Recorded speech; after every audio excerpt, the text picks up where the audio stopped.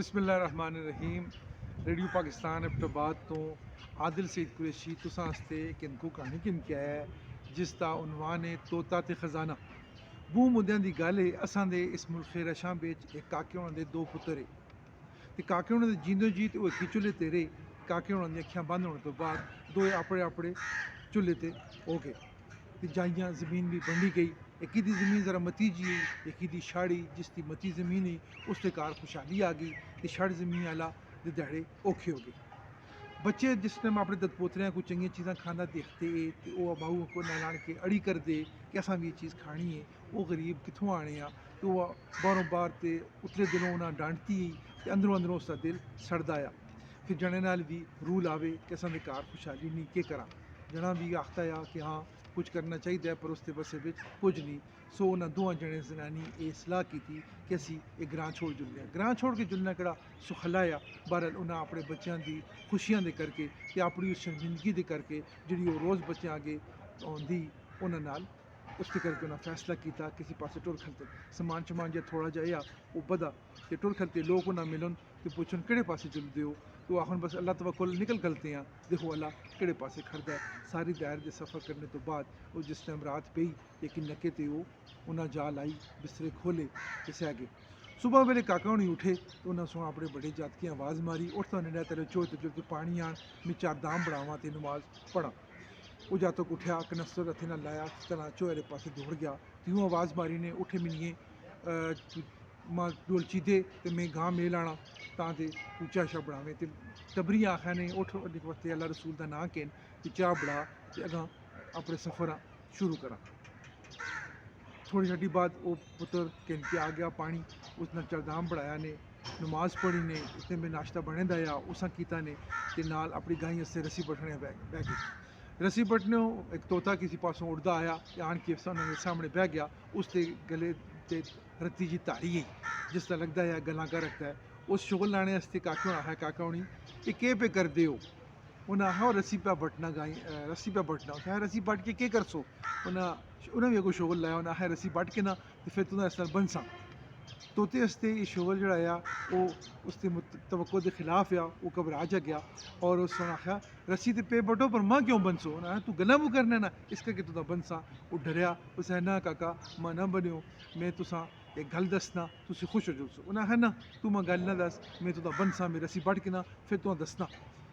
उस है ना जी तुसा एक जी गल दसा कि तुम बादशाह बन जुलसो।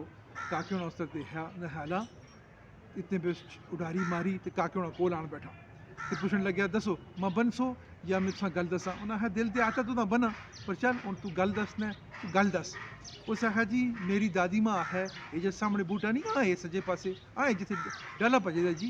वो काके होना उस पास देखा हाँ मसी आ गए ना है जिसमें डाला भजेदा है इससे बिल्कुल तले एक ही मलका सोन अपने बादशाह को खजाना छुपा के इतने दबे दा तो मैं मेरी दादी दसिया कि ये राज असा खानदान ही पता है तो हूँ तुम मैं कदे बनो ना तो मैं इसा तुसा दस छोड़ा तुम करो। काके होना फटोफट अपने जाते कुड़ियाँ आवाज़ा मारियां बदते समाने बिचों उन्हें गैंतियाँ केइयां बेलचे कढ़ के आंदे खुणिया तो थोड़ा जहा खुणने तो बाद ही उन्हें एक खजाने की देख था गई। सारे अल्लाह अगे टह पे सजदा किया ने शुक्र अदा किया ने तो उतों सारा समान जगह बिचों खजाना कढ़ के अपने समाने बिच कोठियां पे बधिया ने तो मुड़िए घरें आ रहे घर आने सियात एक नवा सोहना कोठा चाढ़िया ने। उस तो बाद एक बहुत बड़ी खैरात की ने दो झोटे टाए ने तो सारी रशां खराती ते बुलाया ने और कटवे ते चिट्टे चावल पकाए ने लोग आन के खाधे उन्हें मुबारक सलामत भी कीतियां दुआवां भी कीतियां। दुए भराऊं जिस वे पता चलिया कि इस भराऊ के घर खुशहाली आ गई तो उस शक होया कि तेरे लाला होनी कोई जी खुद दस के भराऊ आ कि जिस पे कोई खजाना दबे दिया इस पे फिर मेरा भी हिस्सा उसी। उस आन गल आया जान झगड़ा चिड़ा होया इन्हीं दसना चाहते पर गा एजा बद गया कि इन्हें दसना ही पिया इन्हें सारी गल की कि इंजो इंजो असा नाल होया तो असें तोते दस्या। वो जना मुड़ के घर गया और टबरी भी उसके नाल ही उस किदा नाल बच्चे भी किदे तो भी उस नके ते जुल राती पहुंचा।